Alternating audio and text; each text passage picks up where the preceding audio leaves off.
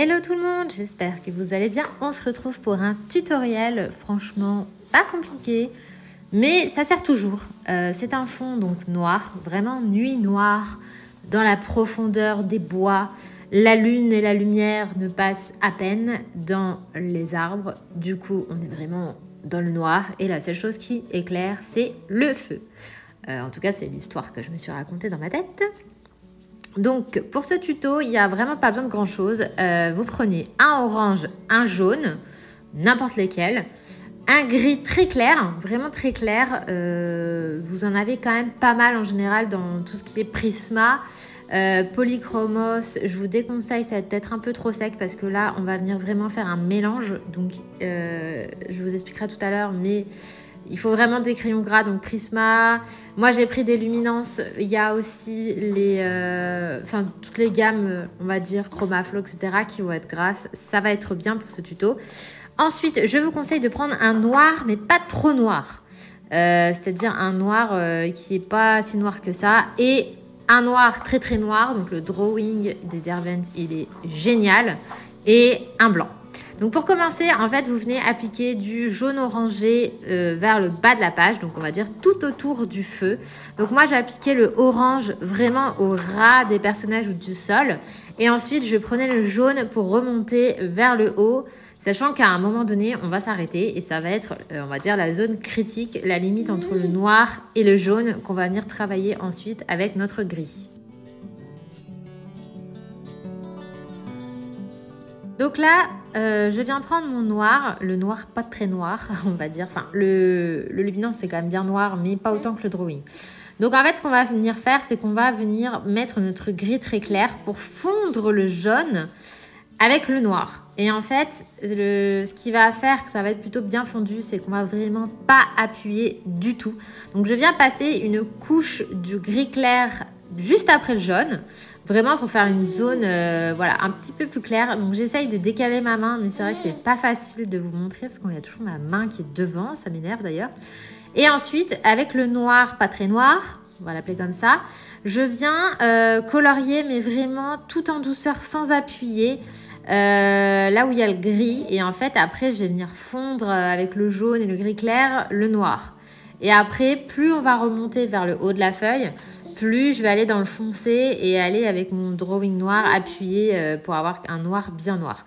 Et là, vous voyez, avec le gris clair, je repasse par-dessus et ça me fait un espèce de noir, mais noir à peine, quoi. Histoire de dire que ça fait une zone un peu intermédiaire entre le jaune et le noir. Donc, vous venez faire ça un petit peu partout. Après, à vous de juger où est-ce que vous voulez mettre votre limite, on va dire, entre le jaune et le noir. Moi, je l'ai mis là. Après, à la fin, avec la réflexion, je me suis dit peut-être que j'aurais dû la mettre plus bas. Mais bon, après, à vous de voir si vous voulez grande luminosité ou pas. Donc là, je viens tout simplement faire ça de partout. Je viens mettre mon gris juste après le jaune. Et ensuite, je viens mettre le noir pas trop noir. Et après, je remélange avec mon gris. Je repasse par-dessus le noir pour fondre. Avec le jaune, je repasse par-dessus le jaune et le gris clair. Enfin, vous voyez, j'essaye de fondre en fait comme un dégradé basique. Pour ça, prenez votre temps. N'hésitez pas à passer des couches et des couches. D'où le fait que je vous conseille des crayons gras pour bien mélanger les couleurs entre elles. Et prenez votre temps, allez-y doucement, on n'est pas pressé. Voilà, si vous repassez 20 couches, vous repassez 20 couches. Le but, c'est que ça soit bien fondu. Disclaimer, vite fait, si vous entendez des babillements de bébé, c'est ma fille. Voilà, j'ai pas pu faire autrement, malheureusement. Elle est à côté de moi.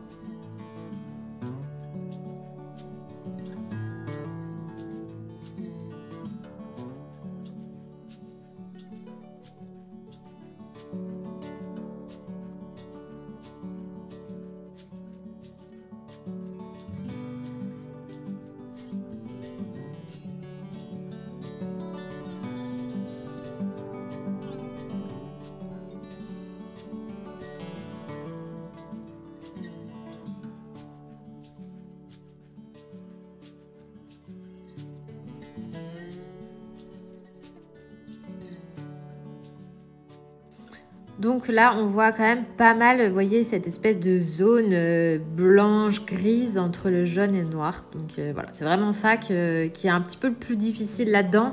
Parce qu'après, vous allez voir, c'est de la plate couleur tout bête, en fait, avec le noir. Et ensuite, le noir bien intense va venir rejoindre le noir pas très noir, qui lui va venir rejoindre le gris, qui lui va venir rejoindre le jaune. Et c'est vraiment comme ça qu'on va faire une délimitation, on va dire, assez propre. Donc voilà, je vous ai fait un petit peu accélérer, mais je ne vais pas passer 10 minutes sur ça, mais je pense que vous avez compris. Vraiment, vous y allez tout délicatement, vous mettez une petite couche de noir pas très noir, un petit peu de gris, vous fondez le gris, vous repassez par-dessus votre noir pas très noir, vous repassez votre jaune par-dessus votre gris, et enfin vous essayez de fondre les couleurs un petit peu entre elles pour donner un effet de luminosité qui vient un petit peu éclairer ce noir vraiment intense qu'on voulait. Donc là, voilà, avec mon jaune, je viens repasser par-dessus le gris clair. Parce que bon, le but, c'est pas que ça soit tout blanc non plus. Il faut vraiment que ça fasse fondu. Mais je pense que vous avez compris ce que je voulais dire.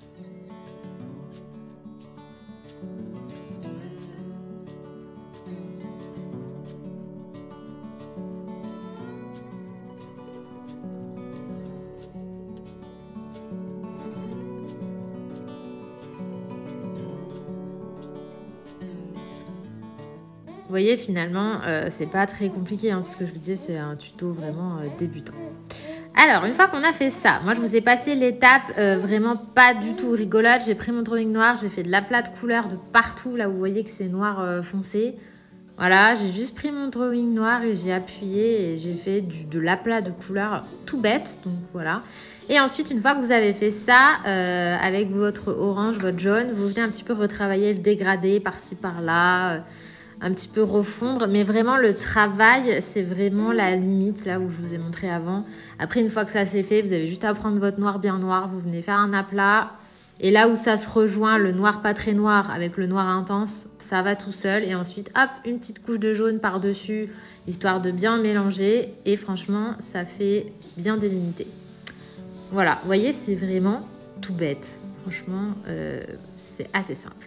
Donc ensuite, une fois que j'ai fini ça, ce que j'ai fait, c'est que j'ai pris mon Posca et mon stylo gel et je suis venue faire un effet fumé. Donc tout simple, vous prenez votre Posca que vous secouez bien, il faut qu'il soit un petit peu liquide. Vous venez faire une vaguelette et avec votre doigt, tac, vous repassez par-dessus en remontant. Donc ça va estomper le Posca et ça va venir faire une espèce de traînée et ça va faire ce fameux effet fumé. Que j'aime beaucoup, je trouve que ça fait vraiment naturel entre guillemets, ça fait super joli. Donc après à vous de voir la hauteur et tout ça. Hop, je suis venue en rajouter sur mon chaudron. Mais franchement c'est pas compliqué, voilà. Une petite vaguelette et ensuite le doigt, on se salit les mains, c'est pas grave. Et c'est tout simple. Et ensuite avec mon stylo gel blanc, bah, je suis venue faire des étoiles, histoire de dire que c'était pas noir complet, il y avait quand même un petit peu des étoiles, hein. Et puis bah voilà, hein, je pense que vous savez faire des étoiles, c'est assez simple, des petits points. Alors par contre, ouais, faites des gros, des petits, des gros, des petits, pas tous la même taille. Il y a la technique de projection avec la brosse à dents en acrylique, c'est pas mal. Mais là, si je faisais ça, j'allais tout saloper, donc j'ai pas fait ça. J'ai préféré le stylo gel et voilà, des petits points, des gros points, des petites étoiles de temps à autre. Faites comme vous voulez, si vous avez envie de mettre un petit peu de Posca jaune aussi, ça peut. Et puis, c'est ça qui va donner la petite touche finale au coloriage.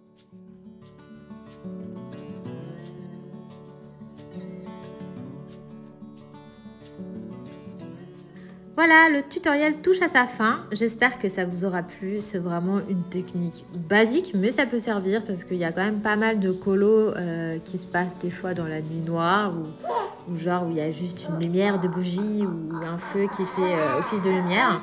Donc ça peut servir. Je pense notamment au coloriage dans le Forest Kingdom de Anna Carlson où il y a un lapin, je crois, une fillette... ou un loup, je sais plus, il y a des animaux devant un feu de camp, vous pouvez le faire là, ou si vous voulez faire cette double page mais que vous ne saviez pas quoi faire comme fond, vous pouvez faire celui-là, franchement, c'est pas compliqué. Et voilà, je vous dis à très bientôt pour une prochaine vidéo, prenez soin de vous, bon colo, amusez-vous bien, à la prochaine, bye.